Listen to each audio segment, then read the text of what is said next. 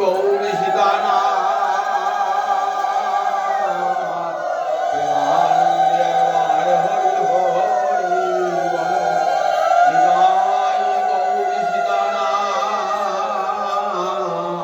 প্রেমানন্দে একবার হরি হরি বল নিতাই গৌরী সীতানা প্রেমানন্দে একবার হরি হরি বল।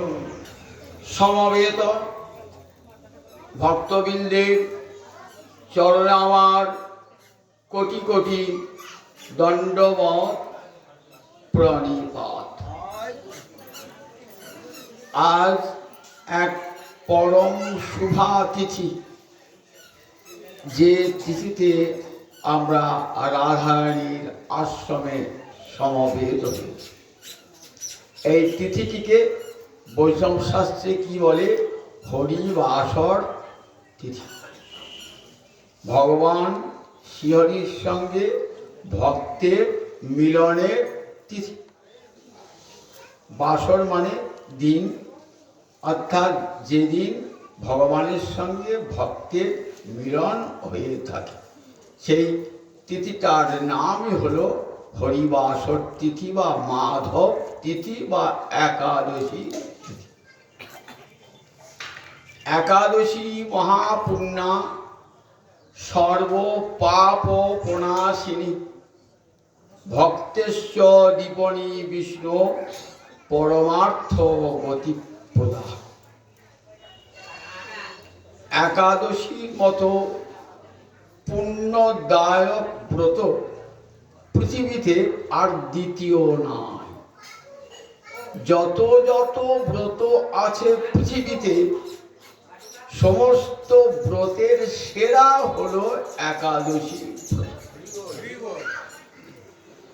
আপনি যে কোনো একটি ব্রত করুন, একটি ফল পাবেন। আপনি একটা ব্রত করলেন, ধরুন সরস্বতীর ব্রত করলেন, বিদ্যা লাভ হবে। লক্ষ্মীর ব্রত করলেন, লক্ষ্মী লাভ হবে। দুর্গার ব্রত করলেন, শক্তি লাভ হবে। কিন্তু একসঙ্গে সবকটা লাভ হবে কোন ব্রত করলে? একাদশীর ব্রত করলে সবকটা ফল একসঙ্গে লাভ হবে। বিদ্যা লাভ হবে, লক্ষ্মী লাভ হবে, শক্তি লাভ হবে, প্রেম ভক্তি লাভ হবে, মুক্তি লাভ হবে। ধর্ম, অর্থ, কাম, মোক্ষ চতুর্বর্গ পুরুষার্থ লাভ হয় একাদশী ব্রতের দ্বারা। এবং সেই জন্য এই ব্রতটি করবার জন্য বেদমাতা উপদেশ দান করেছেন। সমস্ত শাস্ত্রের জননীকে কি বলি আমরা? বেদ বলি। সব শাস্ত্রের জননী বেদ বলেছেন একাদশী ব্রত করতে। বেদের কথা পুরাণে পাই। তাই এই ব্রতটি বৈদিক ব্রত, কোনো লৌকিক ব্রত নয়, বৈদিক ব্রত। এই ব্রত কারা করেছেন? ঋষিরা করেছেন, মুনিরা করেছেন, দেবতারা করেছেন। এমনকি স্বয়ং ভগবান নরলীলায় অবতীর্ণ হয়ে একাদশী পালন করে দেখিয়েছেন যে একাদশী কত বড় ব্রত। স্বয়ং গোবিন্দ গৌরাঙ্গ হরিকে অবতীর্ণ হয়ে জগতে একাদশী ব্রত পালন করেছেন। স্বয়ং রামচন্দ্র একাদশী ব্রত পালন করেছেন, সীতা দেবী একাদশী ব্রত পালন করেছেন, দুর্গা দেবী একাদশী ব্রত পালন করেছেন। মহাদেব আজ একাদশী ব্রত পালন করেন। কাশীতে অন্ন হয় না একাদশীর দিন। তাহলে দেখুন, একাদশী ব্রত এমন একটি ব্রত যে স্বর্গের দেবতারাও করেন, মুনিরা করেন, ঋষিরা করেন। যুগ যুগ ধরে, যুগ যুগ ধরে সৃষ্টির আদিম পর্ব থেকে যুগ যুগ ধরে একাদশী ব্রত করে থাকে। তাহলে একাদশী কত মহান ব্রত একবার চিন্তা করে দেখুন। দেখি হরিভক্তি ব্যাসী সনাতন গোস্বামীপাদ দেখালেন যে একাদশী একটি নিত্য ব্রত। আমাদের যত কর্ম আছে না, সমস্ত কর্মকে আমরা তিন ভাগে ভাগ করেছি: কাম্য, নৈমিত্তিক আর নিত্য। কাম্য, নৈমিত্তিক আর নিত্য। কাম্য মানে কামনা করে যে কর্ম করবেন তাকে বলে কাম্য কর্ম। যেগুলো কোনো নিমিত্ত মাত্রে উপস্থিত হয় তাকে বলে নৈমিত্তিক কর্ম। পিতা মাতার শ্রাদ্ধাদি এগুলো সব নৈমিত্তিক, নিমিত্তকে অবলম্বন করে হবে। আর একটি কর্ম আছে নিত্য কর্ম। সেই নিত্য কর্মের মধ্যে কি কর্ম? গুরু সেবা, গুরু মন্ত্র জপ, কৃষ্ণ মন্ত্র জপ, এগুলো সব নিত্য কর্ম, ভক্তিমূলক কর্ম, যে কোনো একদিন বাদ দিলে হবে না, প্রতিদিন। তেমনি একাদশী একটি নিত্য ব্রত, নিত্য ব্রত। তাহলে নিত্য ব্রতের ফলটাও নিত্য। নিত্য যেমন ব্রত, তার ফলটাও তো তেমনি নিত্য। নিত্য ব্রতের ফলও নিত্য। এই একাদশী মহাপুণ্যা সর্ব পাপ প্রণাশিনী। বলেন একাদশী এমন একটি ব্রত, পরম পুণ্যদায়ক ব্রত, এবং একাদশ ইন্দ্রিয় দিয়ে আমরা যে পাপ করে থাকি, একাদশী ব্রত পালনের দ্বারা সেই পাপ নাশ হয়ে যায়। ভক্তেশ্ব দীপনী বিষ্ণু। দীপনী মানে উদ্দীপক। উদ্দীপক অর্থাৎ হরিভক্তির, বিষ্ণু ভক্তির উদ্দীপন ঘটায়। কৃষ্ণ ভক্তেরা একাদশী ব্রত করেন কি জন্য? নিষ্কামভাবে, কোনো অন্তরে কামনা বাসনা নিয়ে তারা একাদশী ব্রত করেন না। তাদের একটাই উদ্দেশ্য, যাতে হরিচরণে ভক্তি লাভ হয়, গোবিন্দ চরণে আমার ভক্তি লাভ হয়। ভক্তেশ্বর জীবন পরমার্থ গতি করে, এবং পরমার্থ দান করতে পারে এই একটাই ব্রত পৃথিবীতে। একদম সমস্ত সাধুজনেরা একাদশী ব্রত পালন করে থাকেন। এই যে নিত্যব্রতের চারটে লক্ষণ থাকে। একটা লক্ষণ কি হলো না, যে ব্রত পালন করলে গোবিন্দ প্রীত হন, সুখী হন, যে ব্রত পালন করলে। কোন ব্রত পালন করলে একাদশী গোবিন্দ প্রীত হন? বলেন একাদশী ব্রত পালন করলে গোবিন্দ সুখী হন, প্রীত হন। একাদশী নাম ব্রতং সর্ব কাম ফলপ্রদং কর্তব্যং সর্বদা বিপ্রৈ বিষ্ণু পীড়ন কারণম। একাদশী ব্রতটি সমস্ত কাম্য ফল দান করতে পারে। আপনি যদি একাদশীর কাছে প্রার্থনা করেন, হে একাদশী তিথি, কৃপা করে আমার একটা কঠিন রোগ কোনো ঔষধে সারছে না, তুমি কৃপা করে আমার রোগটা সারিয়ে দাও। দেখুন একাদশী ব্রতের কাছে পালন করে রোগটা সেরে যাবে। যদি কেউ বলেন যে আমার পুত্রবধূর সন্তান হচ্ছে না, একাদশী তুমি কৃপা করে আমার পুত্রবধূর কাছে সন্তান দান করো। একটি একাদশী, তার নাম পুত্রদা একাদশী। সেই একাদশী এই গেল একাদশী, ওই একাদশী পুত্র পালন করে পুত্র হবেই হবে, যদি নিষ্ঠা ভরে শাস্ত্রীয় নিয়ম মেনে একাদশী ব্রতটি পালন করেন। কুষ্ঠ ব্যাধিতে কেউ আক্রান্ত হয়েছেন, যদি কুষ্ঠ ব্যাধিতে মুক্তি পেতে চান, দেখবেন একটি একাদশী আছে আষাঢ় মাসে, সেই একাদশী ব্রতটি করলে পরে কুষ্ঠ ব্যাধি হতে সে মুক্তি প্রাপ্ত হয়। পাপ মোচন, সমস্ত পাপ করেছেন, হয়তো ব্রহ্মহত্যাদি পাপ হয়েছে, সেই পাপ থেকে মুক্তি চান, তাহলে একটা একাদশী আছে, নাম পাপ মোচনী একাদশী। এমনি দেখবেন একাদশী ব্রতগুলো সব নাম করো, অর্থাৎ একাদশী এই জগতে যা চাইল। আবার যদি চান না আমি এসব কিছু চাই না, দেবী আমাকে মুক্তি দাও, আর যেন সংসারে আসতে না হয়, একাদশী আপনাকে মুক্তি দান করবে। বলে না আমি মুক্তিও চাই না, আমি স্বর্গের সম্পদ চাই না, ভক্তিও চাই না, আমি রাধা মাধবীর চরণে প্রেম ভক্তি চাই, একাদশী আপনাকে সেই প্রেম ভক্তিও দান করবে। তাহলে এমন একটি বসে সব দান করতে পারেন, সর্ব কাম ফল। আবার বিষ্ণু পীড়ন কারণম, গোবিন্দ পীড়ন মানে তুষ্ট হন। এই একাদশী ব্রত পালনের দ্বারা গোবিন্দ তুষ্ট হয়ে যান, একাদশী ব্রত পালন দ্বারা। দ্বিতীয় লক্ষণ কি হলো? বলেন শাস্ত্রে থাকতে হবে। কোন শাস্ত্রে? পাঁচালিতে নয়, বটতলার কোনো বইয়ে নয়, একবার বৈদিক শাস্ত্রে থাকতে হবে, তবেই সেটা হবে নিত্যব্রত। শাস্ত্রে কি বলা আছে? একাদশ্যাং উপবাসের ন কদাচিৎ অতিক্রমের। একবার ইতিমুখে, একবার নেতিমুখে। শাস্ত্রের উপদেশ দু রকমের দেওয়া হয়। এটি করো, এটি উপদেশ ইতিবাচক, এটি করো না নিষেধ। একবার হাঁ মুখে, একবার না মুখে। এটি করো, হাঁ বললাম, এটি করো না বললেন। একাদশ্যাং উপবাসের, একাদশী তিথি সমাগত হলে সেই একাদশী ব্রত পালন করবে, করা উচিত প্রত্যেকের। কিন্তু উপবাসের এটি বিধিলিঙ্গ আছে। সংস্কৃতের ব্যাকরণে যদি বিধিলিঙ্গে থাকে না, সেটা বিধি, অর্থাৎ শাস্ত্রের কর্তব্য মানতে হয়। না মানলে তার কি হয়? বলে না মানলে প্রত্যয় হয়, পাপ হয়। আবার বলে ন কদাচিৎ অতিক্রমে, কখনো একাদশী ব্রত লঙ্ঘন করবে না।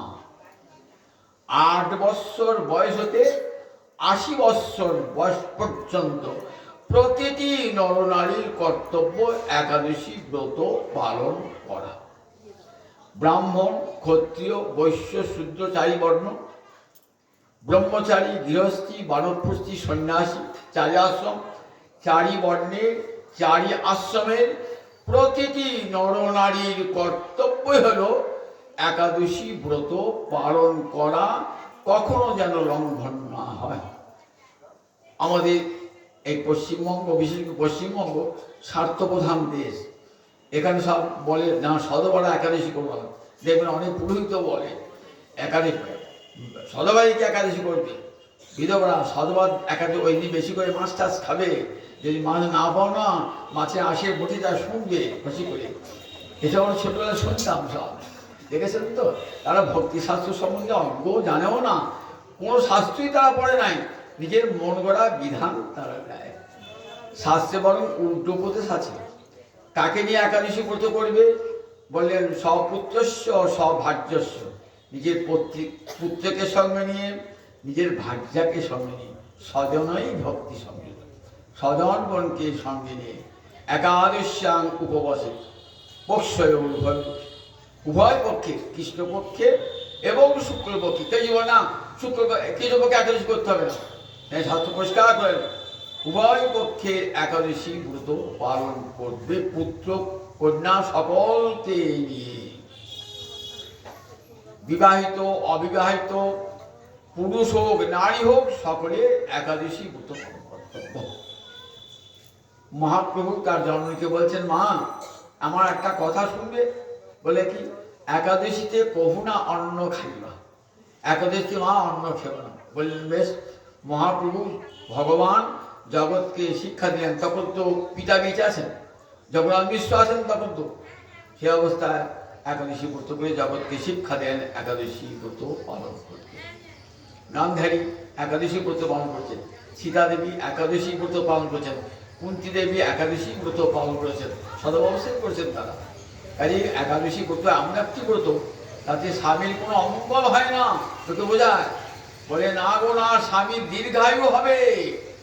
সদবা রমণী যদি একাদশী ব্রত পালন করে, তার নিজের মঙ্গল তো হবে, সেই সঙ্গে তার স্বামী হবে দীর্ঘায়ু, পুত্র কন্যা সব সুখে থাকবে একাদশী ব্রত পালনের দ্বারা। ভালো প্রশ্ন করবে, বৈদিক শাস্ত্র বলেছে কথা, কারণ কথা শুনবেন না। এই ন কদাচিৎ অতিক্রমে, কিন্তু কখনো একাদশী ব্রত লঙ্ঘন করবেন না। একাদশী ব্রত হলে একাদশী ব্রত লঙ্ঘন করবেন না। কিন্তু আমরা যে লঙ্ঘন করি, আমরা মহাদ্বাদশী ব্রত যে করি, একাদশী ব্রত লঙ্ঘন করি, বলে সেটাও তো শাস্ত্রে আদেশ।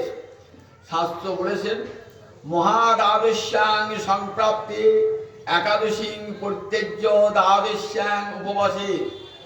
যদি মহাদ্বাদশী প্রাপ্ত হওয়া যায়, ভালো করে শুনুন, মহাদ্বাদশী প্রাপ্ত হওয়া যায়, তাহলে একাদশী ব্রত পরিত্যাগ করে দ্বাদশী ব্রত করবেন। মহাদ্বাদশী বললেই কিন্তু হবে না, শাস্ত্রে আটটি মহাদ্বাদশী, আটটি মহাদ্বাদশী, 5 আর 3, ভুল করেন জানো, একটা জায়গায় বলে আর মনে করেন না, 5 আর 3 আটটি, 4 আর 4, 4টে হলো তিথি যোগে, 4টে নক্ষত্র যোগে। তিথি যোগে 4টে কি কি? উন্মিলনী মহাদ্বাদশী, 5 লেখা থাকবে, উন্মিলনী মহাদ্বাদশী, বঞ্জুলী মহাদ্বাদশী, পক্ষবর্ধিনী মহাদ্বাদশী, ত্রিস্পিষা মহাদ্বাদশী। এই 4টে তিথি যোগে। উন্মিলনী, বঞ্জুলী, পক্ষবর্ধিনী, ত্রিস্পিষা, এই 4টে হলো তিথি যোগে। আর 4টে জয়া, বিজয়া, জয়ন্তী, পর্ণাসিনী। জয়া, বিজয়া, জয়ন্তী, পর্ণাসিনী, এই 8টা মহাদ্বাদশী। অন্য কোনো মধ্যে বলবেন, অনেকে দেখবেন গোবিন্দ দ্বাদশী, পূর্ণ দ্বাদশী, দেখে এবার মহাদ্বাদশী, ওগুলো মহাদ্বাদশী নয়। শাস্ত্র যেদিকে মহাদ্বাদশী বলছে আমরা সেটি তো মানবো। অনেকেই জানে না, অভিজ্ঞতায় শাস্ত্র পড়ে না বলে এটা মহাদ্বাদশী বললেন, কিন্তু মনে রাখবে এই 8টি মহাদ্বাদশী, উন্মিলনী, বঞ্জুলী, ত্রিস্পিষা, পক্ষবর্ধিনী, জয়া, বিজয়া, জয়ন্তী, পর্ণাসিনী, এই 8টি মহাদ্বাদশী যদি প্রাপ্ত হওয়া যায় তাহলে বলে মহাদ্বাদশ্যাং সংপ্রাপ্তে, অর্থাৎ মহাদ্বাদশী প্রাপ্ত হলে একাদশী পরিত্যাজ্য, একাদশীকে পরিত্যাগ করি দ্বাদশ্যাং উপবাসী, দ্বাদশীতে উপবাস করবে। তাহলে একাদশী, এখানে একাদশী লঙ্ঘন করতে এখানে শাস্ত্রের নির্দেশ। আর একটি জায়গায় একাদশী লঙ্ঘিত হবে কখন? যদি বিদ্যা একাদশী হয়, পূর্ব বিদ্যার পরে বিদ্যা। পূর্ব বিদ্যা মানে একটা তিথির সময় যে আর একটা তিথি এসে যুক্ত হয়ে যায়, স্পর্শ করে থাকে। অর্থাৎ একাদশী তিথিকে যদি দশমী স্পর্শ করে তাহলে সেটা বিদ্যা হয়ে যাবে। একাদশী মান 64 দণ্ড, অন্য তিথির মান 60 দণ্ড, 60 দণ্ড, আর একাদশীর মান 64 দণ্ড। অর্থাৎ সূর্য উঠবার 1 ঘন্টা 36 মিনিট পূর্বে অরুণের উদয় হয়, তাকে বলে অরুণোদয়। অরুণ হলো সূর্যের রথের সারথি। সূর্যকে দেখা যায় না, লাল আকাশ হয়ে যায় অরুণ রঙে, একে আমরা কি বলি শাস্ত্রে? অরুণোদয়। এই অরুণোদয়ের কালে যদি দশমী স্পর্শ হয়ে যায় তাহলে গোটা দিনটা একাদশী হলো, আর একাদশী পালন হবে না। অনেকে বলেন দেখেন এরপরে কি করবো, একাদশী হয়ে গেল, পরের দিন একবার কিছু একাদশী নেই, গোসাইরা একাদশী করছে বলে।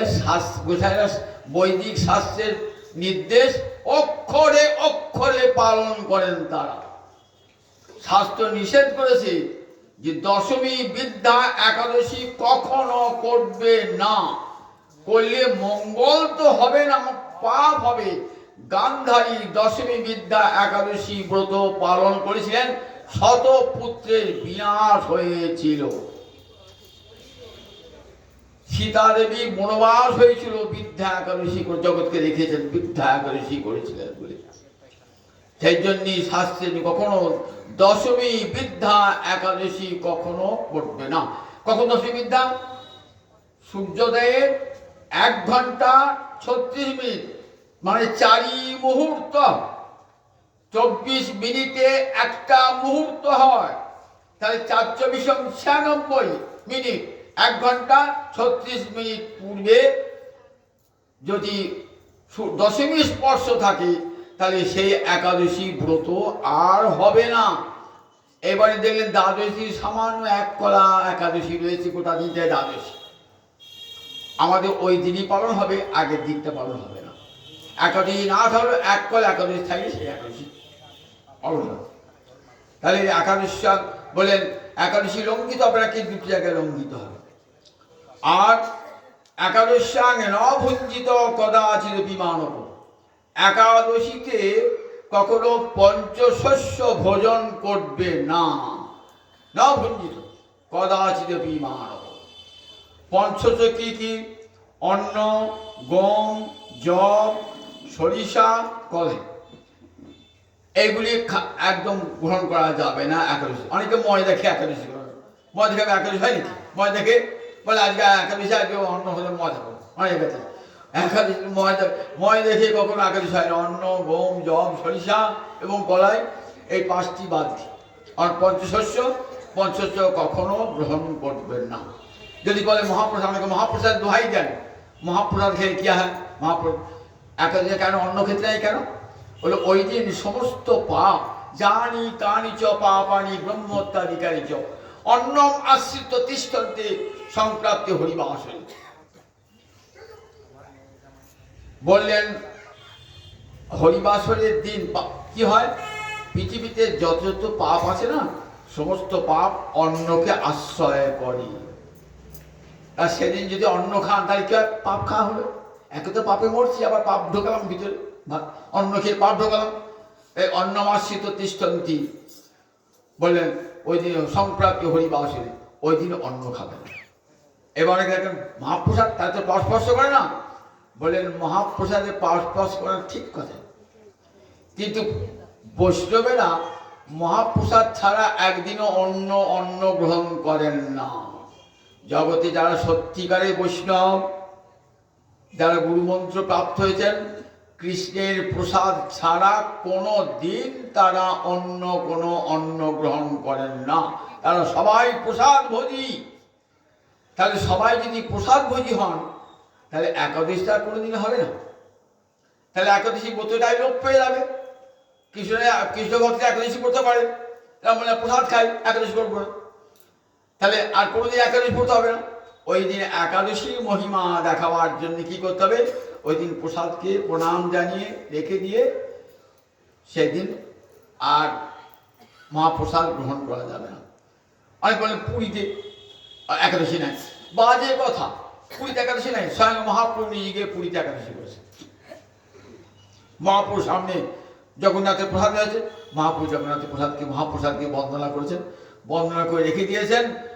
পরের দিন সেই প্রসাদ গ্রহণ করেছেন, কিন্তু একাদশী ব্রত লঙ্ঘন করেন নাই। যেখানেই যান, যে তীর্থে যান, পৃথিবীর যেখানেই যান, স্বর্গে যান, মর্তে যান, পাতালে যান, একাদশী ব্রত কোথাও লঙ্ঘিত হয় না, লঙ্ঘিত হয় না। কাজে একাদশী ব্রত বলেন কখনো পঞ্চশস্য ভোজন করবে না। একাদশী দিন পিতৃ শ্রাদ্ধ হবে না। একাদশী দিন পিতৃপুরুষকে যদি কেউ পিণ্ডদান করে, দাতা ভোক্তা উভয়ই নরকগামী হয়, উভয়ই নরকগামী হয়। ভালো করে শোনা কোন যেন একাদশী দিন পিতৃ শ্রাদ্ধ, মাতৃ শ্রাদ্ধ উপস্থিত হলো, বলে সেদিন কি বাদে দ্বাদশ দিন শ্রাদ্ধ করবেন। একাদশীতে কখনো পিতৃপুরুষকে পিণ্ডদান করতে নাই। করলে কি হবে? বলে একাদশী বলে নিত্য, বলে একাদশী বলে বেদ শাস্ত্রের নির্দেশ, সুতরাং সেখানে আমি করবো কেন? অনেক স্মৃতিশাস্ত্রে বলে স্মৃতির সঙ্গে বেদের যদি বিরোধ বাঁধে, তাহলে কোনটা মানবো? স্মৃতি বলেছেন 11 দিনের দিন ব্রাহ্মণ শ্রাদ্ধ করতে হবে, আর বেদ বলেছেন যে না একাদশী শ্রাদ্ধ হবে। আর কোনটা মানবো? বলে একদিকে বেদ, একদিকে স্মৃতি, কোনটা মানবো? বলেন দেখো বেদ হলো নিত্য, স্মৃতি নিত্য নয়, সুতরাং বেদ বাক্যই পালনীয় হবে। শ্রুতি স্মৃতি বিরোধেতু শ্রুতিরেব বলিয়সি। শ্রুতির সঙ্গে অর্থাৎ শ্রুতির বেদের সঙ্গে যদি স্মৃতির বিরোধ বাঁধে, তাহলে কোনটা মানবো? বেদের কথাই মান্য হবে। সুতরাং সেদিন কখনো শ্রাদ্ধ হবে না।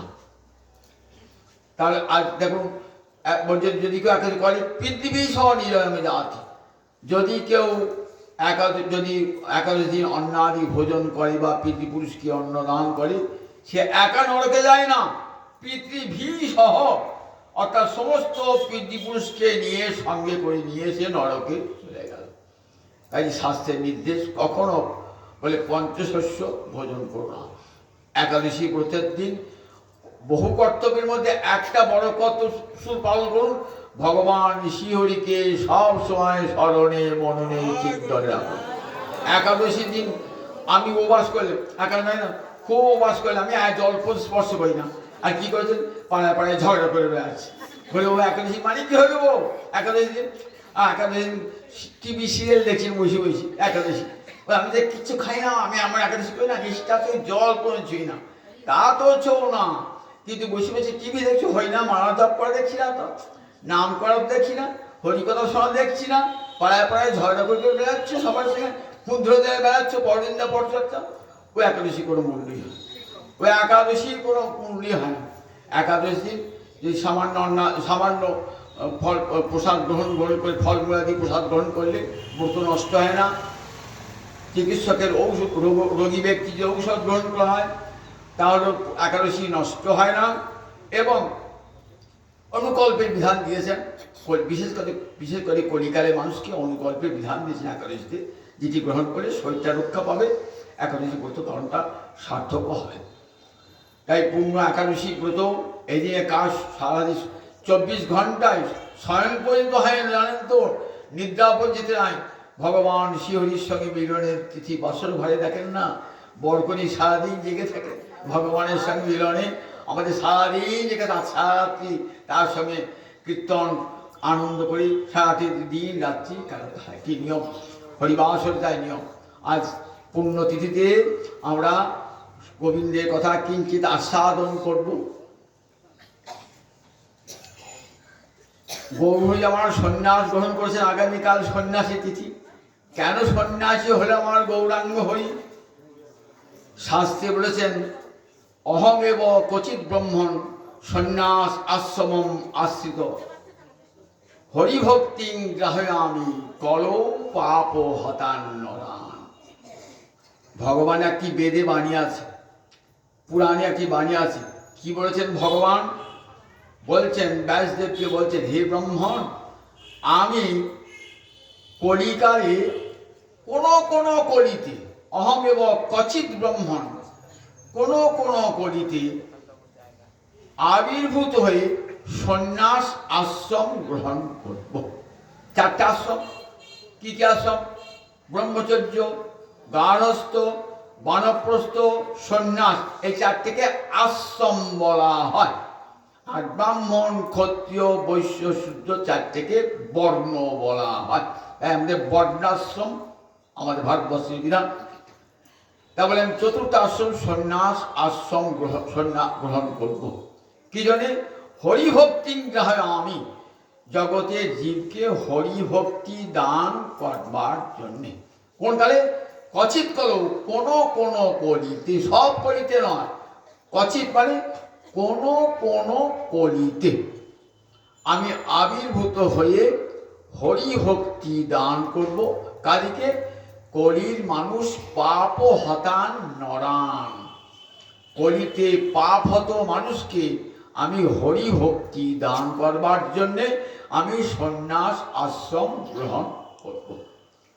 এই যে ক্বচিৎ কলেও বললেন, তো সব কলিতে ভগবান আসেন না, সব দাপরেও গোবিন্দ আসেন না, আর সব কলিতেও গৌরাঙ্গ আসে না। বললেন ব্রহ্মার একদিনে 3 অবতার। কৃষ্ণ অবতারও ব্রহ্মার একদিনে, গৌরাঙ্গ অবতারও ব্রহ্মার একদিনে একবার মাত্র আবির্ভূত হন। ব্রহ্মার একদিনটা কেমন করে হয়? সত্য, ত্রেতা, দাপর, কলি, এই 4টে যুগে কি বলে একসঙ্গে? চতুর্যুগ। সত্য, ত্রেতা, দাপর, কলি, এই 4টে যুগকে একসঙ্গে কি বলে? চতুর্যুগ। 71 বার ঘুরুন, 71 চতুর্যুগ, 71 বারে চতুর্যুগ ঘুরল, একটা মন্বন্তর। 71 চতুর্যুগে এই 4টে যুগ 71 বার ঘুরলে পরে কি হয়? একটা মন্বন্তর। এমনি করে 14টা মন্বন্তর হলে ব্রহ্মার একদিন, 14টা মন্বন্তর হলে ব্রহ্মার একদিন। আবার এমনি করে 14 ব্রহ্মার 1 রাত। আমার যেমন 12 ঘন্টা দিন, 12 ঘন্টা রাত, ব্রহ্মার এরকম দেখুন দিনটা হবে কেমন দেখে নেবা। এমনি করে ব্রহ্মা 100 বছর বেঁচে থাকে, 100 বছর। সত্য, ত্রেতা, দাপর, কলি, চতুর্যুগ। 71 চতুর্যুগে 1 মন্বন্তর, আর 14 মন্বন্তরে ব্রহ্মার একটা দিন। আবার 14 মন্বন্তরে ব্রহ্মার একটা রাত। ব্রহ্মার যে দিন ফুরিয়ে যায় কি হয়? যে ব্রহ্মার ঘুম আসে, প্রলয় হয়ে যায়, দৈনন্দিন প্রলয় হয়ে যায়।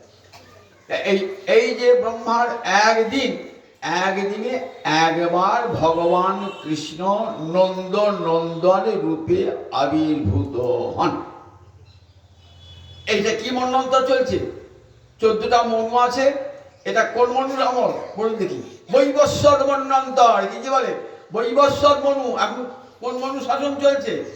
বৈবস। ভালো করে এগুলো শিখে রাখবেন। বৈবস্বত মনু। এই বৈবস্বত মনু কটা দাপড় গিয়েছে? 27 চলে গেছে দাপড়, 28 দাপড়। এটা অষ্টাবিংশতি দাপড়। এই দাপড়ে কৃষ্ণচন্দ্র এসেছিলেন বৃন্দাবন লীলায় নন্দন রূপী। ভগবান আসেন সব যুগে, গীতায় বলেছেন না, সম্ভব আমি যুগে যুগে, কিন্তু সব যুগে নন্দন রূপে আসবেন না। কখনো অংশ রূপে, কলা রূপে আসবেন, কিন্তু পূর্ণ ব্রহ্ম রূপে 6টা ঐশ্বর্য, 4টে মাধুর্য নিয়ে পূর্ণ রূপে একমাত্র ব্রহ্মার একদিনে একবার আসবেন নন্দন রূপে। এই যে এই কলিয়াগে দাপড় ছিল, এই দাপড়ে অষ্টাবিংশী দাপড়ে ভগবান কৃষ্ণচন্দ্র এসেছিলেন নন্দন রূপে। যখন ভগবান নন্দন রূপে আসলেন, ঠিক তার পরবর্তী কলিতে আমার গৌরাঙ্গ হরি আবির্ভূত হবে। তাহলে এই দুটো লীলা নিয়ে একটা লীলা। গৌর লীলা আর কৃষ্ণ লীলা দুটো পৃথক লীলা নন। একটা লীলার পূর্ব দিক, একটা লীলার উত্তর দিক। একটা পূর্বার্ধ আর একটা উত্তরার্ধ। একটা পূর্ব লীলা হয়ে গেল নন্দন রূপে, আর একটা লীলা উত্তরার্ধ রূপে। কৃষ্ণ লীলায় অবতীর্ণ হয়ে গোবিন্দের অন্তরে একটা বাঞ্ছা জাগলো। কি বাঞ্ছা জাগলো? যে আমাকে সবাই কৃপণ বলে। মনে মনে ভাবতেন, কেন ভগবানকে কৃপণ বলে?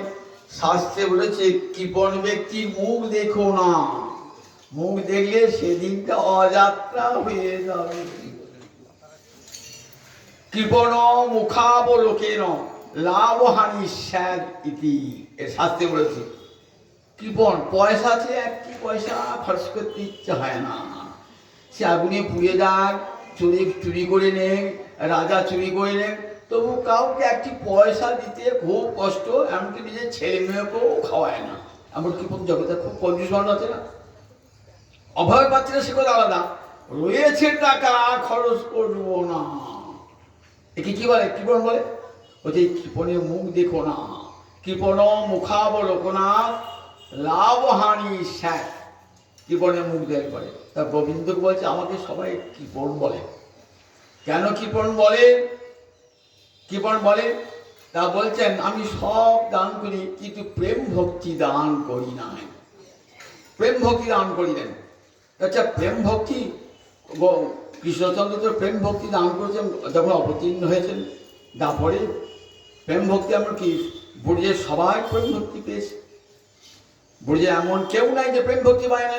ব্রজে একটা পিঁপড়ে পর্যন্ত প্রেম পেয়েছে, পশু পাখি কীট পতঙ্গ বৃক্ষ লতা, এমনকি যমুনার জল, সবাই প্রেম লাভ করেছেন।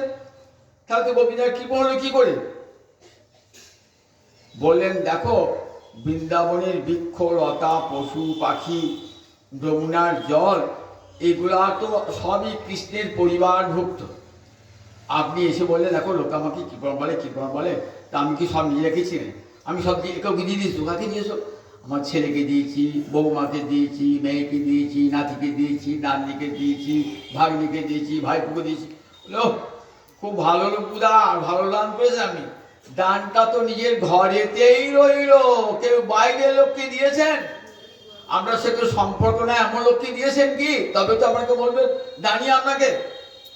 তা গোবিন্দ বলছেন বৃন্দাবনের সবাইকে তো আমি দান দিলাম। বৃক্ষ তরু লতা কেউ তো বাদ গেল না। সুখ শাড়ি থেকে আরম্ভ করে ময়ূরী হরিণী বৃক্ষ তরুলতা পর্যন্ত পেয়েছেন, যমুনার জল পর্যন্ত পেয়েছে। আমার কি বলছো কেন? তা বলছে ঠাকুর বৃন্দাবনের বাইরে কাউকে দিয়েছ? বৃন্দাবনের বাইরে কাউকে দিয়েছ? বৃন্দাবন তো তোমার সন্ধিনী শক্তির বিলাস। ভগবানকে ধরে থাকে যে শক্তি, কি বলে? সন্ধিনী শক্তি। মাতা পিতা স্থান গৃহ শয্যাসন আর এসব কৃষ্ণের শুদ্ধ সত্যের বিকার। বৃন্দাবনকার মাতা পিতা শয্যা আসন থাকবার জায়গা সব কি বলে ভগবানের তিনটে শক্তি, সন্ধিনী সম্বিত হ্লাদিনী। সন্ধিনী সম্বিত হ্লাদিনী। সন্ধিনী কি হয়? যে শক্তি ভগবানকে ধরে রেখে দেয়। ভগবানের মাতা, ভগবানের পিতা, ভগবানের গৃহ, ভগবানের শয্যা, ভগবানের বসবার আসন, ভগবানের খেলার জায়গা, বিশ্রামের জায়গা সব কি বলে সন্ধিনী শক্তির বিলাস। এগুলো সব ভগবান সন্ধিনী শক্তি। তা সে তো সন্ধিনী শক্তি, সে তো নিজেরই, সে তো বাইরের লোক নয়। তা তুমি যে দানটা করলে ও তো ঘরের লোক। কি দানটা হলো? আমার নিজের ছেলেকে, মেয়েকে, বোনকে, ভগ্নীর পতিকে দান করলাম, সব বাইরের লোককে দান করেছি কি? গোবিন্দ মনে ভাবছেন সত্যিই তো, তা তোমার দান করা হয় নাই। আমার যে দানটা হয়েছে নিজের ঘরের মধ্যেই দানটা হয়েছে। তা এই দানটা এবার করতে হবে। মনে মনে ভাবছেন চিরকালই নাহি করি প্রেম ভক্তি দান, ভক্তি বিনা জগতে হে রে নাহি অবস্থান। ভক্তি বিনা জগতে নাহি অবস্থান। জগৎকে ভক্তি না দিলে পারে জগতে জীব আত্মস্বরূপে প্রতিষ্ঠিত হতে পারবে না এবং মুক্তিও পাবে না জগতে। আমি যে নিত্যকালের কৃষ্ণ দাস, এটা কখন উপলব্ধি হবে? যখন জীব প্রেম ভক্তি লাভ করবে, তখন নিজের স্বরূপটি উদ্ঘাটিত হবে। তাই প্রেম ভক্তি দান করবার জন্য ভগবান কেমন করে এলেন বলুন দেখি। ভগবান বলছেন কলিতে আমাকে যেতে তো নিষেধ করেছে, কি করে যাব নারদ? তা বললে তুমি নিজেকে ঢাকা দিয়ে যাও, যেন তোমাকে কেউ ভগবান বলে জানতে না পারি। তুমি ছদ্মবেশে যাবে, ছদ্মবেশে যাবে, তাহলে তোমাকে কেউ চিনতে পারবে না। কিরকম ছদ্মবেশে যাব আমি? বললেন কেন? বলে আমার কালো বরণ ধরে ফেলবে তো। বলে ওই কালো কৃষ্ণ এসেছে। বললেন কেন গো? ছদ্মবেশে যাবে। এবার কি করে যাবে? ওই রাধা রানীর গৌর হেম বরণ ঢাকা দিয়ে এবার ভক্ত সেজে যাবে। রাধা রানীর হেম বরণ দিয়ে নিজের কালো অঙ্গটা ঢেকে এবার ভক্তের ছদ্মবেশে হরে কৃষ্ণ কৃষ্ণ কৃষ্ণ হরে হরে, হরে রাম রাম রাম হরে হরে, এমনি করে জগৎজীবকে প্রেম ভক্তি দান করবে। প্রেম ভক্তি তো ভগবানের ভান্ডারে নাই। প্রেম ভক্তি কার ভান্ডারে থাকে? ভক্তের ভান্ডারে থাকে। মধু পদ্মকোষে থাকে বটে, কিন্তু মধু পদ্ম দান করতে পারে? আমি পদ্মের কাছে গিয়ে বললাম বাটি আমি মধু দাও। ও আমি পারবো না, মধু আমি দিতে পারবো না। মধু পেতে গেলে কোথায় যেতে? মধুকরের কাছে, ভ্রমণের কাছে যেতে, মৌমাছির কাছে যেতে হবে। গোবিন্দ চরণে মধু আছে, কিন্তু সে মধু গোবিন্দ দিতে পারে না। সে মধু কে দেয়? তার ভক্ত মধুকর। জগতে সব ভক্তের সেরা কে বলুন দেখি? রাধা রানী। জগতে যত যত ভক্ত আছে দেখবেন, আমাদের সনাতন গোস্বামীদের একটা বৃহৎ ভাগবতামৃত গ্রন্থ আছে, বৃহৎ ভাগবতামৃতম। শোনাবে ভালো করে। সনাতন গোস্বামীদের সুখদেব যখন চলে গেলেন 7 দিন ভাগবত পাঠ করে না, তখন পরীক্ষিতের মা এসেছে। পরীক্ষিতের মায়ের নাম কি? উত্তরা। উত্তরা এসে বলছে বাবা তোমাকে সুখদেব কি বলে গেল? বলে মা আমার তার বেশি সময় নাই, আমি সংক্ষেপে বলে যাচ্ছি আমাকে সুখদেব কি বলেছে। এইটি যে বলেছেন না যখন পরীক্ষিত বলছেন মাকে, সেইটি নিয়ে সনাতন গোস্বামী পাদ লিখলেন বৃহৎ ভাগবতামৃতম। সেই বৃহৎ ভাগবতামৃতমে দেখাচ্ছেন ভক্ত কক্ষা। জগতের যত ভক্ত আছে সেই ভক্তের মধ্যে প্রহ্লাদ প্রধান। প্রহ্লাদ ভগবান নিজে বলেছেন প্রহ্লাদ জগতের সমস্ত ভক্তের প্রতিনিধি তুমি। প্রহ্লাদের চেয়ে বড় কে? হনুমান। কারণ প্রহ্লাদ সেবা পান নাই, হনুমান ভগবানের সেবা পেয়েছেন। হনুমানের চেয়ে বড় কে? যুধিষ্ঠিরকে বলছেন নারদ। নারদ বলছেন যুধিষ্ঠিরকে যুধিষ্ঠির শুনছেন, আহা যদি প্রহ্লাদের মতো হতে পারতাম, যদি হনুমানের মতো গোবিন্দ সেবা পেলাম না। যুধিষ্ঠির ভাবছেন, মহাভাগবত যুধিষ্ঠির ভাবছেন, বলেন শুনুন মহারাজ, আপনারা হনুমানের চেয়েও বড়। কেন? পাণ্ডবেরা হনুমানের চেয়ে বড়। ভগবানের সঙ্গে এক বিছানায় শুয়েছেন, একসঙ্গে খেয়েছেন, একসঙ্গে ভোজন, একসঙ্গে শয়ন বিহার পর্যন্ত হয়েছে। তাহলে হনুমানের চেয়ে পাণ্ডবেরা বড়। পাণ্ডব যে বড় কে? পাণ্ডব যে বড় যাদবেরা পাণ্ডবদের চেয়ে বড়। কেন বড়? ভগবানের সঙ্গে রক্তের সম্পর্ক হয়েছে। তাদের চেয়ে বড় কে? বলেন সমস্ত যাদবদের মধ্যে উদ্ধব, হরিদাসবর্য, উদ্ধব বড়। তার চেয়ে বড় কারা? বললেন বৃন্দাবনে যখন উদ্ধব গেলেন, দেখলেন বাবা আমাদের চেয়েও কত বড় ভক্ত রয়েছে। কি দেখলেন? রক্তপত্র ভগবানের দাস চরণ সেবা করে। বলতে দেখছি সময়ে সময়ে ভগবানের সেবা তো করে, সময়ে সময়ে ভগবানকে ধমক মারতেও পারে। ভগবানকে ধমক ভৎসনা করা সোজা কথা। আপনার বাড়িতে একটা বহুদিন ধরে চাকর আছে, আমরা পিতামহের আমল থেকে, দাদুর আমল, তার আমল থেকে, এবার আমাকে ছোটবেলা মানুষ করেছে। এবার আমি যদি ঠিক মতো না খান আপনাকে ধমক মারবে, এই আগে তোমার খাওয়া হলো না। যেমন ঈশান মহাপ্রভুকে তারা মারতেন না। ঈশান মহাপ্রভু হিত্যেশ্বর ঈশান কখনো কখনো ঠাকুর আর কখন খাবে, দিন রাতি কাঁদছো, দিন রাতি কাঁদছো, আমার জীবনটা গেলে হয়, বাঁচি আর দেখতে পাচ্ছি না।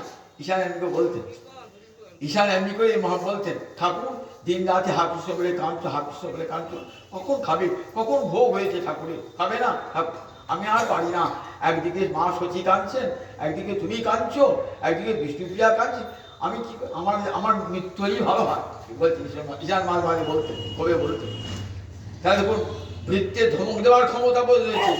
উদ্ধব ভাবছেন আমরা তো কৃষ্ণের কোনো ধমক ভস দিতে পারি না। উদ্ধব এদের চাইতে রক্তপত্রকে চাইতে বড় কারা? কৃষ্ণের সখারা। কাঁধে চড়ে, কাঁধে চড়ায় করা করে কি শ্রীরাম সুরাম খেলা করছে, মনে রেখে খেলা। কিরকম হেরে গেলে তোমার কাঁধে চাপবো। কে হেরে গেছে? কৃষ্ণ হেরে গিয়েছে। শ্রীরাম বলছে কাঁধে চাপবো, কাঁধে পাড়ার আমাকে, কাঁধে করবো। এই দেখ আমার লীলা দেখছি, কার খেলা দেখছে নিস, ব্রহ্মাদি দেব বর্মা লীলা দেখছি, তোকে কাঁধে করবো বলে আমাকে কি বলে? বলে যে দেখে দেখো, খেলায় তুমি হেরেছো, কাঁধে চাপ। যখন বৃন্দাবনে বাল্যলীলা হচ্ছে না, কারা দেখছি বলেন দেখি? দেবতারা বিমানে চড়ে আমার রাধা মাধবের গোবিন্দ লীলা কাঁধে চড়ে, কাঁধে চড়ায় করে কিরাদন, কাঁধে চড়েছে। দেখুন তাহলে সখারা বড়। সখাদের চেয়ে বড় কারা? দেখলেন মা যশোদা, পিতানন্দ, রোহিণী, এরা কি করছে? মাতা বলি পুত্র রূপে করে বন্ধন, অতিহীনী জ্ঞানী করে লালন পালন। মাতা বলে পুত্র রূপে, ভাঁড় ভেঙেছে একটা দইয়ের, তার জন্যে বন্ধন একবার কোপ পেটে বন্ধন করে রেখে দিয়েছে। বন্ধন করে রেখে হাতে লাঠি নিয়ে শাসাচ্ছি, যে জগৎকে শাসায় আর তাকে শাসাচ্ছে মা যশোদা। যে জগৎকে দণ্ডদান করে, জগৎকে শাসাচ্ছে, যমরাজকে শাসায় যে ভগবান, আর সেই ভগবানকে শাসাচ্ছে মা যশোদা। কত বড় বলতে একবার, কত বড় সেই মা যশোদা, পিতানন্দ, এরা কত বড়। আবার কাছারি বাড়িতে যখন কাছারি কাজ শেষ হলো, ছুটিতে এসে গোপাল বাবা তোমার খড়ম দুটো কই দাও, খড়ম দুটো। বাবার পায়ে খড়ম পরে দিচ্ছে, খড়ম টানতে বাবা ভুলে গেছে, খড়মটা নিয়ে এসো, মাথায় করে গোপাল খড়ম নিয়ে এসে বাবার চরণে পড়ে দিচ্ছে। দেখুন একবার কেমন সেখানে ভগবান কি করছেন? পিতানন্দের মাতা যশোদার চরণে পাদুকে বহন করে দিচ্ছে, মায়ের তারুণ ভস্ম সহ্য করছে। দেখছে মা যশোদা, পিতানন্দ বড়। তার চেয়ে বড় কারা? ব্রজ গোপীরা। কিরকম? প্রিয়াবতী মানে করি করে ভস্মন, বেদস্তুতি হইতে তাহারে হরে মরণ। দেখে যোগী পায় না যোগ সাধনে, জ্ঞানী পায় না জ্ঞান সাধনে, তপস্বী পায় না তপস্যায়। সেই গোবিন্দ যখন এসে রাধানীর কুঞ্জের দুয়ারে এসেছেন, রাধানী মানিনী হয়ে বলছেন সখীগণকে বলছেন ওকে তাড়িয়ে দে, যাহি মাধব যাহি কেশব মা বদ কৈতব মাধব। যাও যাও মাধব, যাও যাও কেশব, তোমার কপট কথা শুনবো না। এমনি করে তাকে প্রত্যাখ্যান করছেন। কত বড় শক্তি! যাকে যোগী যোগ সাধনে পায় না, জ্ঞানী জ্ঞান সাধনে পায় না, আর সেই ভগবানকে প্রত্যাখ্যান করছেন। এতখানি শক্তি ব্রজবালাদের, এতখানি শক্তি। সেই ব্রজগোপীরা সবার ঊর্ধ্বে। তার মধ্যে কে ঊর্ধ্বে? তার মধ্যে আবার দেখুন বলেন সমস্ত গোপীদের মধ্যে আবার অষ্টমহাশক্তি ললিতা বিশাখা এরা বহু ঊর্ধ্বে। রূঢ় ভাবতী এদের চেয়ে বড় কে? না, এদের চেয়ে বড় হলেন রাধারানী। রাধারানী চন্দ্রাবলীর মধ্যে রাধারানী সর্বশ্রেষ্ঠা, সমস্ত ভক্তের একবারে শীর্ষে রাধারানী। এই রাধারানী প্রেম কোনোদিন শোধ করতে পারেন নাই ভগবান। রাধারানী বিশাল প্রেম। বলছেন রাধারানী প্রেম কেমন? ললিত মাধব নাটকে রূপ গোস্বামী বলছেন রাধারানী প্রেম কেমন। বিভুরপি কলয়ন সদাভিবৃদ্ধি, গুরুরপি গৌরব চর্যয়াবিহীন, মুহুরুকুচিত বক্রিমাপি শুদ্ধ, জয়তু মুরদ্দিশি রাধিকানুরাগ। জয়তু মুরদ্দিশি রাধিকানুরাগ। রাধারানীর যে অনুরাগ, কৃষ্ণ ভালোবাসা, কার প্রতি? মুরদ্দিশি। মুর একটা অসুর, সেই অসুরকে কৃষ্ণ বধ করেছিলেন। সেখানে গোবিন্দ একটা নাম কি? মুরারি। মুরদ্দিত মানেও তাই, মুরদ্দিশি মানে তাই মুরারি, মুরের যিনি শত্রু। মুরদ্দিত শব্দের সপ্তমীর এক বছরে মুরদ্দিশি, অর্থাৎ কৃষ্ণেতে গোবিন্দের রাধারানীর যে প্রেম, সেই প্রেমে জয় হোক, জয় হোক, জয় হোক, রাধারানীর প্রেমে জয় হোক। কেমন সে প্রেম? বলছে আমি জয়ী সে বিরুদ্ধ ধর্মাশ্রয়। রাধারানীর প্রেম সেরূপ বিরুদ্ধ ধর্মময়। আমি বিরুদ্ধ ধর্মাশ্রয় কেমন? আমাকে কেউ বলে সাকার, কেউ বলে নিরাকার, কেউ বলে আমি দূরে, কেউ বলে আমি নিকটে, কেউ বলে আমি অতি ক্ষুদ্র, কেউ বলে আমি অতি মহান। ভগবান এমনি বিরুদ্ধ ধর্মের ভগবান অনুও বটেন, আবার ভগবানের বিরাট বটে। যখন কংসে সবাই ধরতে যাবেন না, একটা বিরাট হাতি সুর নিয়ে ওই কৃষ্ণর বলরামকে সুরে করে ধরে আসবে মারি বাড়ি। তখন কৃষ্ণ কি হলেন? একবার সরু ছুঁচের মতো হয়ে নাক দিয়ে গড়িয়ে গেলেন। তিনি অনুহতে অনিয়ান হয়ে গেলেন। আবার অর্জুনকে দেখালেন, অর্জুনের রথের সারথি ছিলেন। বাবার এই বিরাট নান্তং ন মধ্যম ন পুনস্তবাদি পশ্যামি বিশ্বেশ্বর বিশ্বর। ও গোবিন্দ, কই তোমার চরণ কোটা? তোমার মস্তক কই? তোমার উদর কই?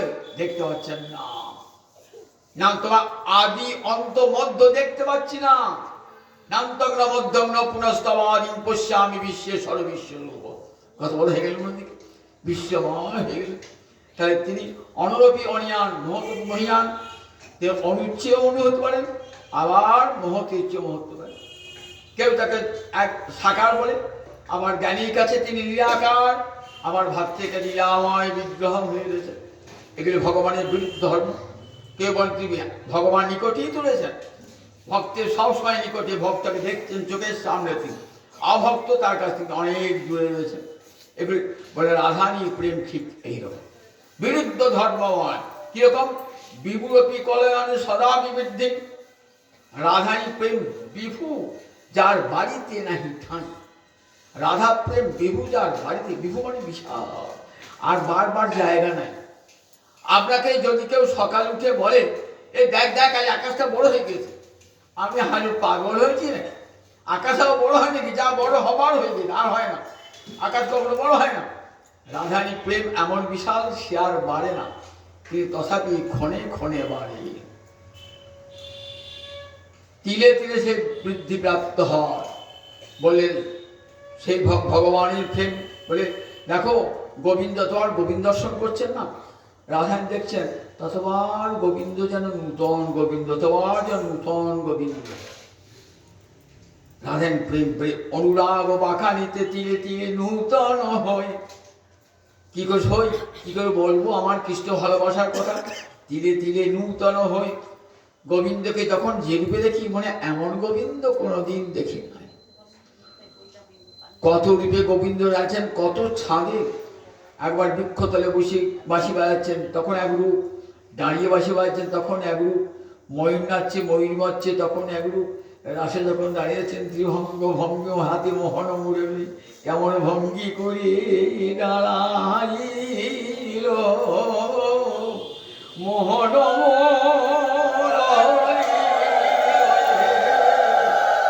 কেমন ভঙ্গি করে দাঁড়াইল, চরণে চরণ দিয়ে কেমন ভঙ্গি করে দাঁড়াইল, দুই দুই গোপীর মাঝে কেমন ভঙ্গি করে দাঁড়াইল, রাস বিহারী কৃষ্ণ কেমন ভঙ্গি করে দাঁড়ালো, মদন মোহন রূপে দাঁড়িয়েছেন ভঙ্গি করে, হাতে মোহন মুরলী। যতবার দেখছেন রাধানী ততবার দেখছেন এমন রূপ যেন কোনোদিন দেখেন নাই, এমন রূপ যেন কোনোদিন দেখেন নাই, তিলে তিলে নূতন হয়। তাই সখী বলবো আমার কৃষ্ণ ভালোবাসা, জানিস আমার সমগ্র কৃষ্ণ, গোটা কৃষ্ণ কোনোদিনই দেখা হয় নাই। দেখি যাই কৃষ্ণকে, বলে দেখেছি কৃষ্ণকে, যখন তোরা নিয়ে যেতিস তখন কৃষ্ণের যে অঙ্গে আমার দুটি নয়ন পড়তো, আমার দুটি নয়ন সেই অঙ্গ ছেড়ে আর কোনো অঙ্গে তো না। আমি যদি চরণ নখে দৃষ্টি দাঁড়ি করতাম, আমার দুটি নয়ন ওই নখ ছেড়ে অঙ্গুলিতে যেত না, ওই নখে যে আমার নখেই আমার দৃষ্টি নিবদ্ধ হতো। তাই সমগ্র কৃষ্ণ আমার দেখা হয় নাই, গোটা কৃষ্ণ আমি কোনোদিন দেখি নাই। তাই দেখুন তিলে তিলে রাধানী প্রেম বৃদ্ধি প্রাপ্ত হয়ে যায়, বাড়িতে নাহি ঠাঁই তাতে বোঝায়। বিভুরূপী কলয়ানে সদা বিবৃদ্ধি, গুরুরপি গৌরব চর্যয়া বিহীন।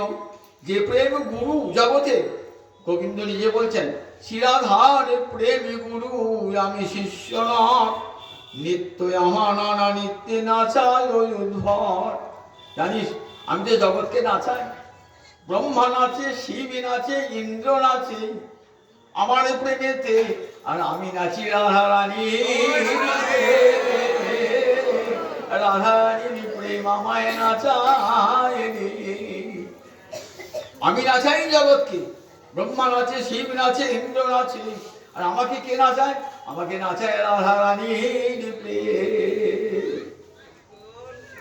রাধানী প্রেম আমাকে নাচায়, শ্রীরাধার প্রেমী গুরু আমি শিষ্য নয়, নিত্য আমার নানা নিত্যে নাচায় উদ্ভট।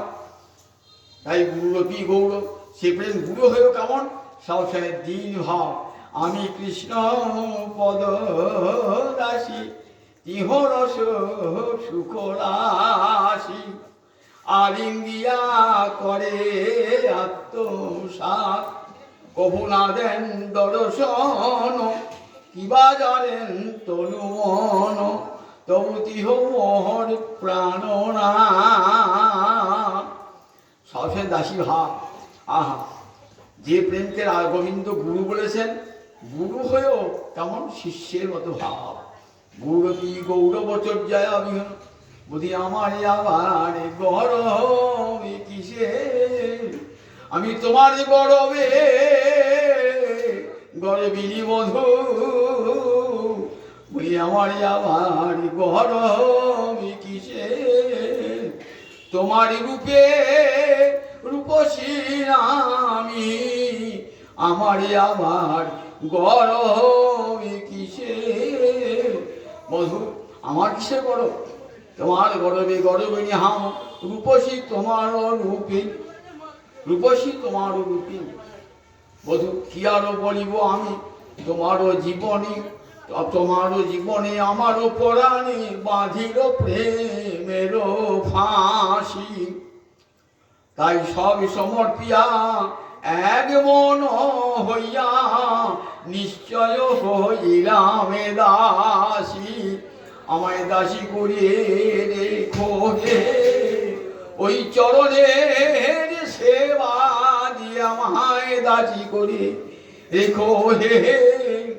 রাধারী অন্তরে একটাই প্রার্থনা, ওই চরণের সেবা দিয়ে আমায় দাসী করে রেখো।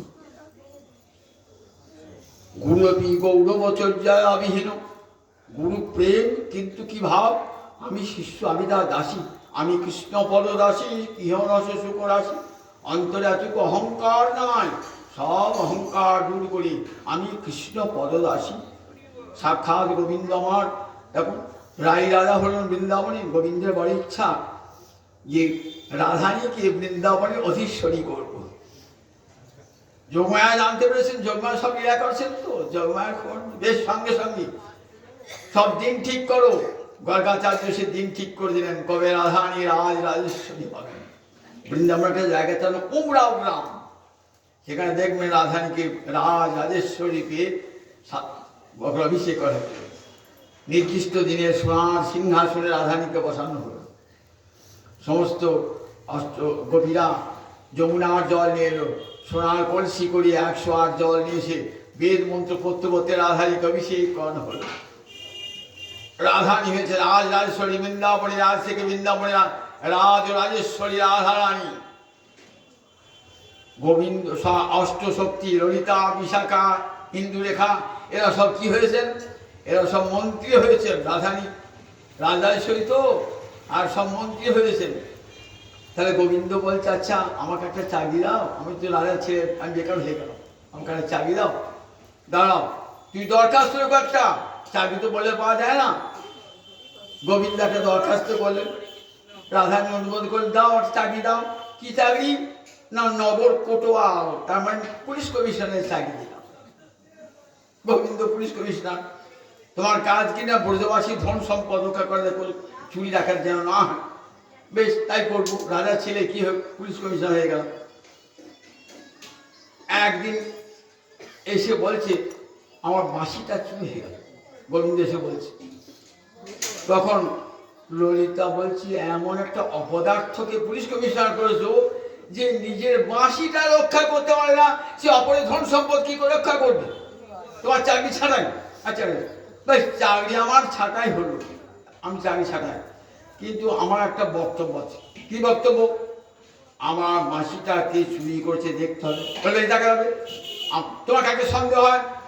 আমার সন্দেহ মন্ত্রীরা চুরি করেছে। হ্যাঁ, মন্ত্রীরা চুরি করেছে? মন্ত্রীরা বলে, হ্যাঁ মন্ত্রীরা চুরি করছে, আমার সন্দেহ। রাধারই কানে কথাটা গেল। রাজা বলে, দেখো যারা সুশাসক হয়, সুশাসিক হয়, তাই বলে না, যখন তদন্ত করে দেখা দরকার, সত্যি লোকের মনে সন্দেহ থাকবে, এটা তো এটা ঠিক নয়। ঠিক আছে, কি তদন্ত করে তুমি খুশি হলে বলো। গোবিন্দকে দেখে বলছি, তা বলছে, আমার সামনে যদি সব মন্ত্রীরা একবার উঠে দাঁড়ায় না, তাহলে আমার তদন্তটা ঠিক হলো। কি করেছেন গোবিন্দ কৌশলে ললিতার আঁচলে বাঁশিটা কোন ফাঁকে ফেলে দিয়েছে। ললিতা বুঝতেও পারেনি, যেই উঠেছে না, বাঁশিটা ঝনাত করে ললিতার বাঁশির থেকে বস্ত্র থেকে পড়ে গেছে। আর গোবিন্দ হাতে, ওই তো চোর, ওই তো চোর, ওই তো চোর। আর ললিতার চোখ পাকিয়ে বলছে, তোমার একটা বাঁশি আমি চুরি করতে যাবো, কি হবে বলো বাঁশিতে? ওই বাঁশিটা চুরি করে মানে কি হবে বলো? ওই বাঁশিটা একটু দুধ দেওয়ার জ্বালানি পর্যন্ত হবে না, একটা ফুটো পয়সা দিয়ে কেউ কিনবে না বাঁশিটা, ভাঙা করি দিয়েও কেউ কিনবে না বাঁশিটা, আমি চুরি করতে যাবো? তারপরে চুরি তো করেছো, চুরি করেছি, তুমি কোন ফাঁকে ফেলে দিয়েছো, চুরি করেছি? বলে, না দিই নাই। বেশ, আমি বলছি, তুই কি করলে বিশ্বাস করে বলো? রাধার জয়েন হাত দিয়ে বলো, 3 বার বলো, আমি চুরি করি নাই, চুরি করি নাই, চুরি করি।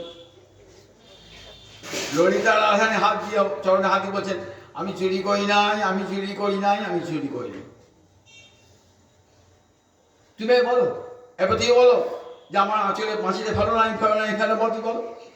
গোবিন্দ এবার যাচ্ছে, গোবিন্দ এগিয়ে যাচ্ছে। যবে পর কাছে এগিয়ে, খুব রাধানের কাছে, যবে পরশিতে চাহে চরণের অঙ্গুলি, হিয়ারো মাঝারে ওঠে রসের হিলোরি। ওইখানে নয় বধূ এইখানে এসো হে, চরণে নয় বধূ পরাণে এসো হে, চরণে নয় বধূ পরাণে এসো হে। গোবিন্দকে বক্ষে আলিঙ্গন করে বলছেন, চরণে নয়, আমার প্রাণে, তুই আমার প্রাণেশ্বরী, তুই আমার প্রাণেশ্বর। বলছেন দেখো গোবিন্দ, তোমার বাঞ্ছা পূর্ণ করলাম, এইবার তুমি এই সিংহাসনে বসো, তুমি রাজেশ্বর হও, আমি তোমার চরণ সেবা করবো, আমি কৃষ্ণ পদদাসী ইহ রস সুখ রাশি। একবার বসো, তোমার চরণ সেবা করিব, তোমার যুগল চরণ আমি চরণ সেবা করিব। রাধাই তখন রাধাই তোকে দাসী ভাব অন্তরে এসেছে, তাই মুহুরূপচিত বক্রিমা বিশুদ্ধ। মাঝে মাঝে সেই প্রেমে মান কৌটিল্য দেখা যায়, কি জন্যে? নিজের সুখের জন্য না। এই জগতে উজ্জ্বলের মধ্যে রূপ গোসাই পাদ বলছেন, জগতের জগতের নায়িকারা মান করে কেন? নায়কের কাছ থেকে ভালোবাসা আদর পাওয়ার জন্য। রাধারানী মান করতেন কি? গোবিন্দের কাছে ভালোবাসা পাওয়ার জন্য, আদর পাবেন না, কি যেন করতেন? গোবিন্দ সুখ পাবেন বলে, গোবিন্দ সুখ পাবেন বলে। রাধারানী কেন? কান্তা কৃষ্ণে করে রোষ, কৃষ্ণ তাতে পায় সন্তোষ। কান্তা কৃষ্ণে করে রোষ, কৃষ্ণ রাধারানী ভৎসনা করে যখন তিরস্কার করছে না, গোবিন্দের খুব আনন্দ হতো। রাধারানীর মানটাকে কি বলেছে? ললিত মান, যে মানে গোবিন্দ আনন্দ পান, সেই রাধারানী মান করে বিনি মূর্তি। রাধারানী মানিনী হইতেন মুহুরূপচিত বক্রিমা বিশুদ্ধ। মাঝে মাঝে বক্রিমা অর্থাৎ মান কৌটিল্য দেখা দেয়, কিন্তু সে প্রেম নির্মল প্রেম, সেখানে আত্মসুখ বাঞ্ছা নাই।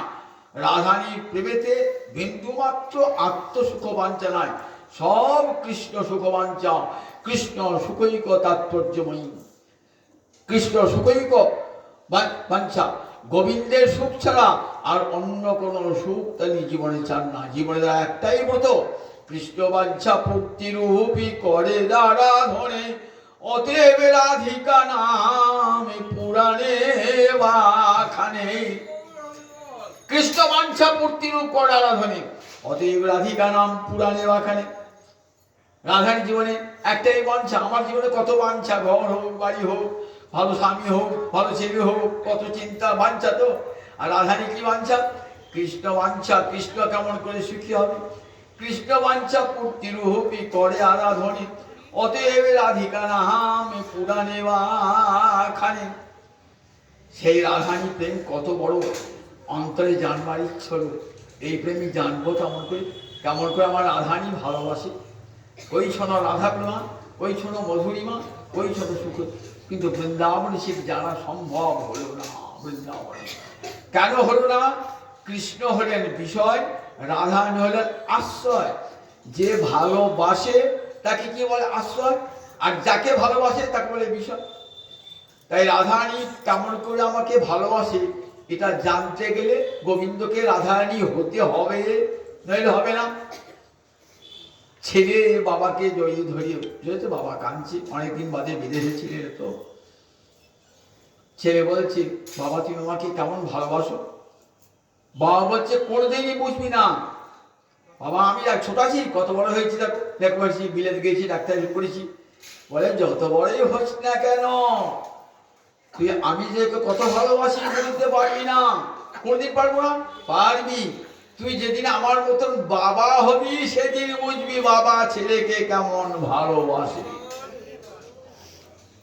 রাধারানী তুমি আমাকে কেমন ভালোবাসো? রাধারানী কেমন ভালোবাসো? আমি তোমাকে ভালোবাসি, তুমি আমাকে কেমন ভালোবাসো? ললিতা বিশাখা বলছেন, গোবিন্দ তুমি কোনোদিনই জানতে পারবে না। আমি কোনোদিন জানতে পারবো না? বলেন না, পারবে। কোন দিন? কোন দিন পারবে? যেদিন রাধারানী হয়ে আসবে, রাধারানীর প্রেমে গৌর হয়ে আসবে, সেদিন বুঝবে রাধারানীর অন্তরে। চণ্ডীদাস কহে সেই দিন বুঝিবে প্রীতি কেমন।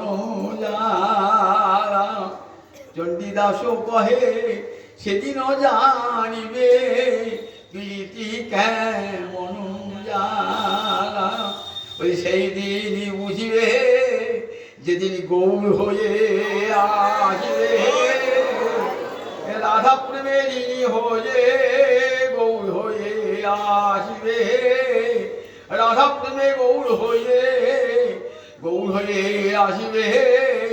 কেঁদে কেঁদে বেড়া হবে নদিয়ার পথে পথে, কেঁদে কেঁদে বেড়া হবে লীলাচলের পথে পথে, কেঁদে কেঁদে বেড়া হবে। হা গোবিন্দ দয়া কর বলে কেঁদে কেঁদে বেড়া হবে। রাধারানী পেলে আমার গৌরহরি সন্ন্যাস হলেন। কেশব ভট্টাচার্য দাঁড়িয়েছেন, দাঁড়িয়ে জগতের জীবকে বলছেন, ওহে জগতের জীব, এইরকম আমার ভিক্ষার জীবী সন্ন্যাস গ্রহণ করছি, কিছুই চাই না। কি চাই? একবার কৃষ্ণ বলো।